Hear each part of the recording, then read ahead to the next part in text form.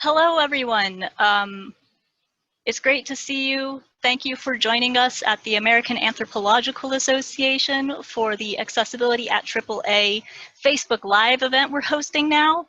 I'll be switching over to slides here in a moment, but at the moment I just wanted to give a visual of who is speaking and also a visual of who our ASL interpreter is joining with us.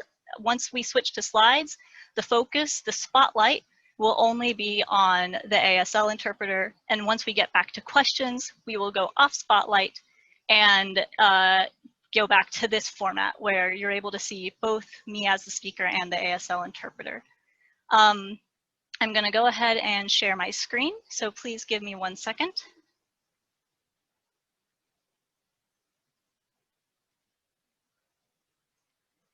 All right, so here is our first slide. It's just a quick introduction and a reminder that you can find accessible slides on americananthro.org/webinars. And I want to start with an accessible introduction. Hello, my name is Nell. I am actually, as of recently, a certified professional in accessibility core competencies. I use she, her, hers. I am a white woman with short black hair, wearing a headset, thin-rimmed glasses, and a white button-up shirt with a tan virtual background that has the AAA logo. And I am the Accessibility and Meetings Coordinator for the AAA. We also have other staff members who are on this call with us today, but I'll be talking us all through the accessibility initiatives we've had at AAA. So this slide is just an example of what one of those initiatives are, which is encouraging people to provide accessible introductions and the ways and the information we ask for in those introductions. Some quick access notes for today's event. If you need slides for any reason, you may find accessible slides again on americananthro.org/webinars. You can find them in PDF and PowerPoint format. ASL interpretation is provided and has been prioritized during the screen share so that any deaf audience members may follow along. There is indeed professional captioning available by switching on Facebook closed captions. And then please, throughout this entire live stream, we really encourage you to ask questions, share comments, share your thoughts. I'll be responding to them following the slides presentation, and we've got AAA staff, Jeff and Gabby, helping me out manage those questions, so they'll share those through chat to me individually. And finally, a recording of this live stream will be available on the AAA YouTube channel by the end of next week with captions provided, of course.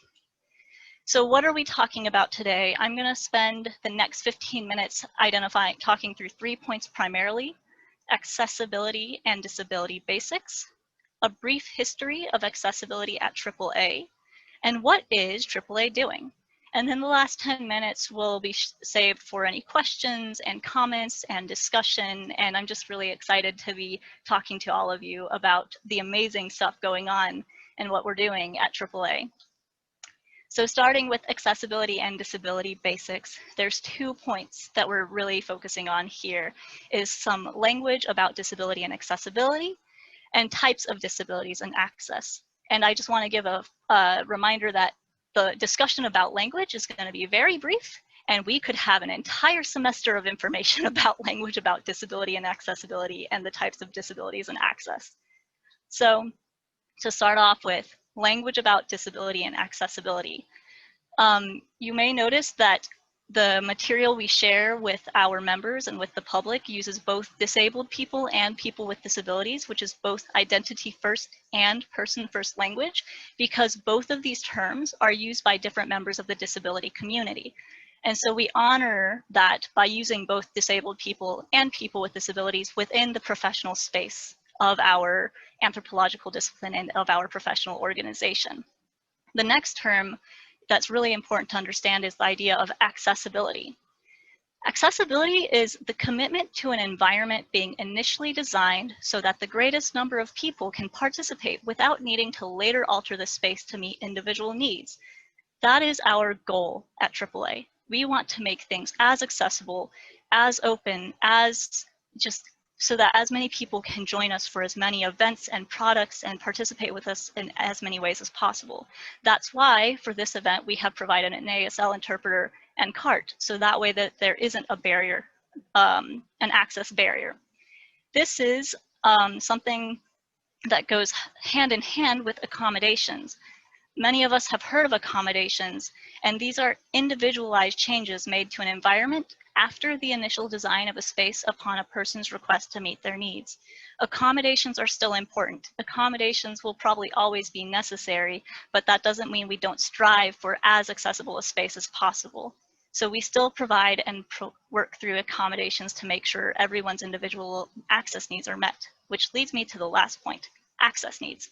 These are an individual's environmental, behavioral, physical, attitudinal, and other needs as related to accessibility and accommodations. So for example, some access needs may include requiring CART so that somebody who is deaf or hard of hearing can follow along any kind of verbal spoken messaging. So talking about types of disabilities and access, this slide has a lot of text. I acknowledge that. That was intentional, but this slide is intended to be an overview. So on the left-hand side, we're providing examples of disability categories, and these are not all exhaustive. There are so many other disability categories out there, but you may be most familiar with these. And these are deaf and hard of hearing, blind and low vision, mobility impairments, psychiatric disabilities and mental illness, autism spectrum, intellectual and developmental disabilities, chronic illness and chronic pain and chronic fatigue, and learning disabilities. And it's really important to remember that sometimes they overlap and people can have multiple disabilities. And of course, because of all of these disabilities, that means that there's multiple types of access. So there's examples of types of access such as physical, sensory, mental, emotional, cognitive, and linguistic. So it isn't just about the physical space. And so when we're talking about accessibility at AAA, we're talking about all of this. We're not just talking about any one group or any one type of access. So for example, this webinar is probably a really great physically accessible space because a physically disabled person doesn't have to go out to a new space that may have stairs. But on the other hand, making sure that we provide sensory access includes providing CART, includes me reading the slides and the words on the slides, and includes also me speaking at an intentional pace so that people can follow along. So those are just some examples of the ways I'm thinking about this and how we as AAA want to be cognitive of all the different types of support and access needs we may be supporting. So next, I'm going to talk about a brief history of accessibility at AAA. And just starting with some early disability advocacy, when I say this is a brief history, I really do mean this is kind of a rundown of recognizing the work that has been done up to this point. And so in 1992 and 1995, shortly after the Americans with Disabilities Act was passed in 1990, the Commission on Disability was developed and presented a report on improving accessibility services at the annual meeting. Now, fast forward about 11 years to 2006, the Disability Research Interest Group, DRIG, of the Society of Medical Anthropology actually sent a letter to the executive board regarding meeting standards and outlining demands at that time. And so this is that early work that then led to more recent advocacy. In 2014 and 15, the Disability Access Working Group, or DOG for short, was formed by Karen Nakamura and Raina Rapp, who were DRIG members who joined the executive board at that time. Through DOG, they developed a full report regarding accessibility and disability in the anthropology profession with recommendations for AAA, and they also ordered an independent audit of the annual meeting. This is work that I've been referencing to make sure that what we're doing meets a lot of these recommendations. And then in 2016 and on, the DRIG Accessibility Advocacy Committee worked with executive board and staff to address accessibility and disability issues. Now, moving on to the last 2 years. In 2018, that was the first year we partnered with the Kyle Duarte Company for interpreting and captioning at the annual meeting, who we are also working with to provide accessibility features for the webinar today. And then finally, DRIG collaborated with AAA Director of Meetings, Nate Wombold, to develop the Accessibility and Meetings Coordinator position, which was first hired in 2019, June of last year.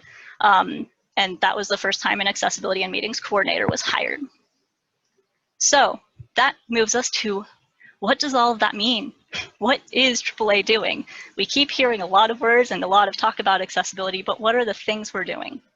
I'm going to start with talking about how we're initiating cultural change in anthropology, because in order to make more accessible spaces, we actually have to really support the cultural changes in our field and in our organization. And to do that, one way we do that is by supporting disability culture.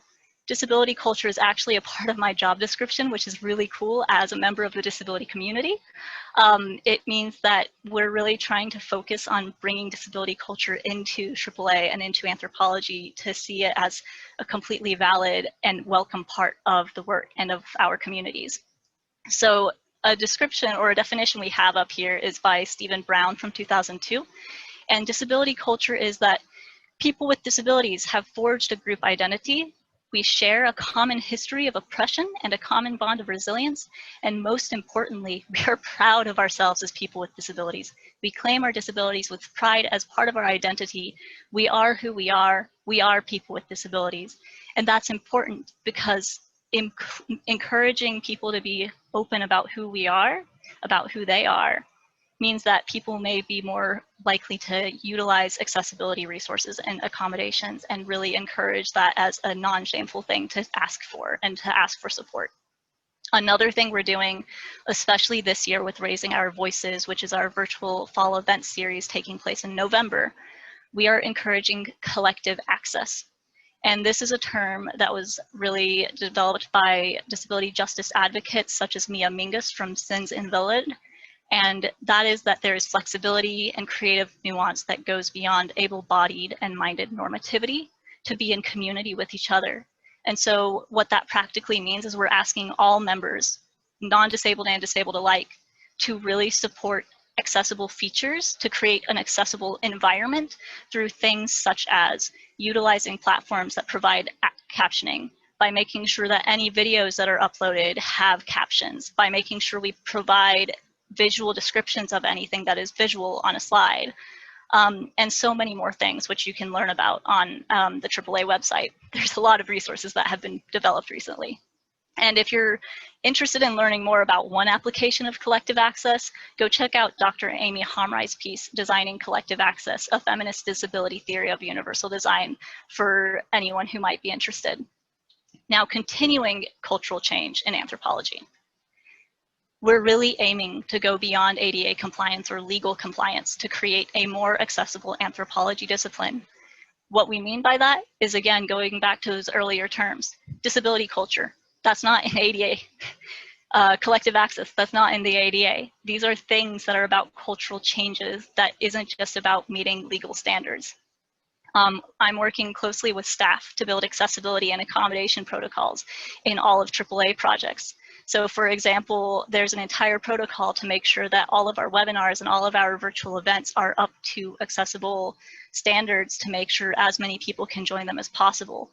And that's something I've worked closely with the communications department on. And finally, I've been doing a lot of collaborating with and learning from disabled, deaf, blind, autistic, neurodivergent, mentally ill, chronically ill, aging, that's not listed here, but I think that's also important, and other disability adjacent community members to make sure that, again, we're covering as much of accessibility as possible, that we're covering as much of these different aspects of access needs and types of disabilities as possible, and make these spaces as welcoming and embracing and inclusive as possible. So that includes a lot of accessibility education and outreach, which includes developing and distributing resources for people to learn how to create more accessible presentations, events, documents, resources, materials, and so on and so forth. And there's a lot of them on the americananthro.org/accessibility page of our website. It's an entire section that has been developed to make sure that people from not just our organization, but in general, can learn how to make accessible spaces, can incorporate accessibility into our cultural norms. So we really encourage you to go check those out and learn more from them. There's been a lot of guiding and supporting AAA speakers in generating accessible presentations. So for any of the webinars, there's a lot of discussion with the speakers in advance to make sure that they are speaking at a reasonable pace, that there are visual descriptions for any images that are incorporated, that the slides are high contrast, and just making sure that these presentations we're providing in this very virtual time is available to as many people as possible. And finally, with hashtag #AccessibleAnthro, this was started to really get the word out on social media via Twitter, Instagram, Facebook, and LinkedIn. And it also turned into a column for Anthropology News, and also occasionally shows up in highlights through weekend reads. So these are ways we're trying to teach our members and people in general about what is accessibility and why we're doing it and why it's important, and different things to consider in our cultural spaces to incorporate the disability and disability adjacent communities. So let's talk a bit more about the practical stuff. How are we making AAA more accessible? What are tangible things we are doing? So for the first point, we're doing things at in-person meetings. We've developed a clear accommodations protocol. We provide ASL interpreters and CART captioning for plenary events. We've established a scent-free meeting space. We've identified prayer and quiet rooms. We've designated all-gender restrooms, and we've provided accessibility tools such as yoga mats, earplugs, and stim tools. So this list is really comprehensive and shows the different layers of accessibility we're trying to support, including more intersectional approaches such as all-gender restrooms, which ends up identifying that the disability community is diverse also, and that there's different needs that go beyond just disability-specific needs. We're also doing things at webinars and virtual events, as I mentioned earlier, training presenters in accessibility standards and norms. We're providing CART captioning, and we're inquiring very openly about access needs and fulfilling accommodation requests, and being sure that people have an individual to come talk to so that they can confidently share their needs and have those needs fulfilled. And finally, in our publications and communications, we're including alt text, but even further than that, we're including image descriptions in more cited spaces. And we're including those image descriptions both for sighted individuals who are learning about image descriptions, but more importantly, for individuals who may not use a screen reader that will give them access to the alt text, but still need a written version of what is being presented visually. And so with all of that, I just want to really hit home some important points of the approach that we're taking at AAA regarding accessibility. Accessibility is more than legal compliance. It is an ongoing and changing effort. There are needs and things and new technologies developing constantly, and people have different changes. So it's an ongoing and changing effort, and it's not just one static checklist. It is, which makes it potentially challenging. And that's okay, so long as there is a community effort put into it that leads to the cultural change we're aiming for, which is honestly necessary for a more just and equitable AAA anthropological discipline and the world. So we really hope that this information gives you a sense of what all we've been doing, gives you a verbal way, a way to engage with the material and information we're doing in a new way besides a lot of the text that we have on our website. And we are excited for you to join us in these cultural changes and to support us as we're making these changes and really putting forth the effort to be more inclusive and accessible. Which leads me to the next part, questions. Before getting to questions and comments, we encourage you to learn more about accessibility on the AAA accessibility webpage, americananthro.org/accessibility. But at this time, I'm going to stop sharing my screen, and we'll go back to two videos, and I'll answer any questions or comments that have come in, and I'm really excited to see what all your thoughts have been.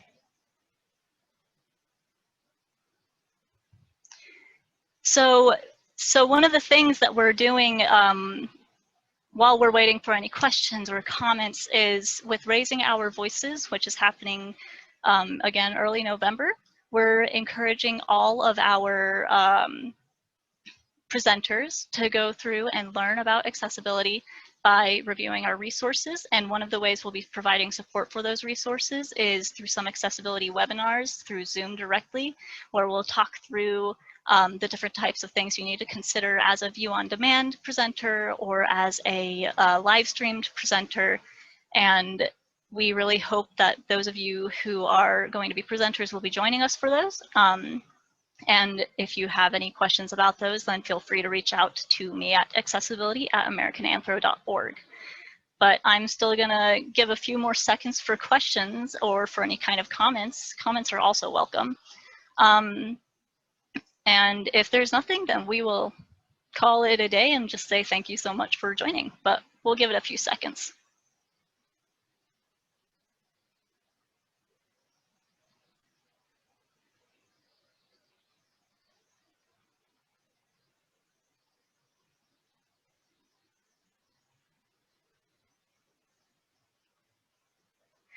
Oh, what has been my biggest struggle so far?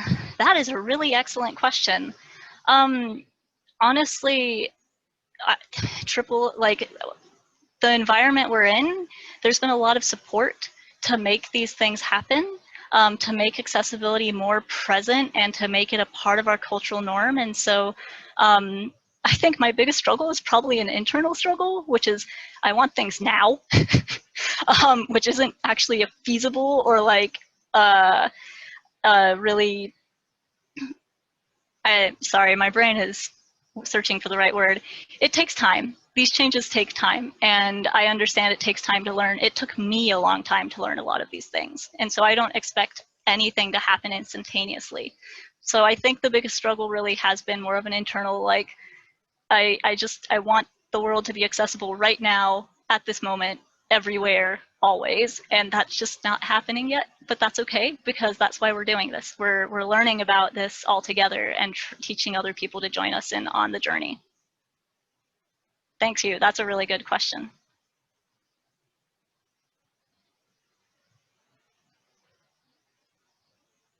All right, so I think that's it. Thank you everyone so much for joining us. If you have any questions following the event, you are more than welcome to email us. Again, if you want to learn more about the accessibility resources, go to americananthro.org/accessibility. If you want to learn more about Raising Our Voices, go to americananthro.org/raising our voices. If you have any email questions, email us at accessibility@americananthro.org. And with that, thank you so much. Have a great day. And we hope that you've had a lot of, oh, wait, there's a quick question. Does AAA have a bibliography in its resources so we can read more about best practices? So glad you asked. I'm nearly done with creating that kind of directory, a bibliography of sorts. And so that's gonna go live here very shortly. But as soon as it's live, you all will know. We will be posting it and sharing it and emailing everyone about it. So, oh, great. What do you feel is the most efficient way to introduce accessibility policy to an organization? Where can other orgs start? Oh, that's a really good question. I think there's a few prongs of an approach that has to occur with how to introduce accessibility policy. One of those needs to be addressing member needs. So having active disability members who are bringing attention to the issues of like, we need these things and please, make this more incorporated, but also, and really importantly, is having a non-disabled ally on staff in organizations or in volunteer positions, such as on the board, who are saying, we have to focus on this. We have to bring this to our attention. We cannot keep ignoring it. I'm gonna just say it's been 30 years since the ADA has passed. So use that, use the legal landmark if you're in a volunteer position, and be a really good ally and just talk about this even if nobody is disabled is present, because there's a likely opportunity nobody is present who's disabled because they can't get access to it. In the same way that if I were in a wheelchair at this moment and I couldn't roll into a building because there's stairs, the same applies to an organization. So talk about it even if there's aren't disabled people present. And where can other orgs start? I'm going to be super honest, hire a professional in-house. I cannot say enough about how much of a difference it makes that I'm doing this from a professional everyday position instead of a consulting position, because that means I can work with my team members to teach and learn and work through processes together. So really try to find a way to incorporate accessibility into that kind of position. Next question. Have you or any others had success with AI captioning in View on Demand or Live? I know MS Teams has this. I work on the conference at CAA Advancing Art and Design. Thanks for this. Well, thank you for joining. I'm happy to provide support. MS Teams does have this, and so does Google Meeting. And I want to be clear that AI captioning isn't really, it's not full access by any means, because there can be a lot of struggles with capturing accurate words, such as, you know, academic jargon especially. AI captions just don't do well with that. And so using Google Meetings for like informal meetings is really helpful, and using MS Teams can be really helpful. But when you're able to, hiring a professional cart captioner is absolutely the preference, and finding someone who can work with the material and content that your organization has is really important. So regarding for view on demand, honestly, YouTube is really great. Not for the AI captioning. It's actually, the AI captioning isn't that great on YouTube, but the editing software provided on YouTube is, it auto captions it for you, and then you can download that transcript and edit it and update it accordingly, and then re-upload it, and the captions can get auto synced that way. So it takes a bit of time. I don't want to, you know, negate that, but that's one alternative for any kind of uploads you're doing. Other services might include Sonics.ai or Otter.ai. Both of those are transcript and captioning kind of programs that have a variety of services for a variety of prices that you can check out. And Amara. AMARA is Amara, and you can use that for public captioning of YouTube videos, especially since YouTube will be removing community captions. So with that, we're going to go ahead and wrap up. We wanted to be really cognizant of the time, of the Zoom fatigue. That's actually a huge reason why we made this about a 20-30 minute event, because we want to be respectful of your time, and we also want to be respectful of the type of attention that all of us are able to provide at this time, but it's also an access need to make sure that there isn't just one person talking nonstop. So thank you so much for joining again. All of those resources are available on the AmericanAnthro.org website. Have a fantastic day, and we're really excited that you're joining us on this accessibility journey. Bye.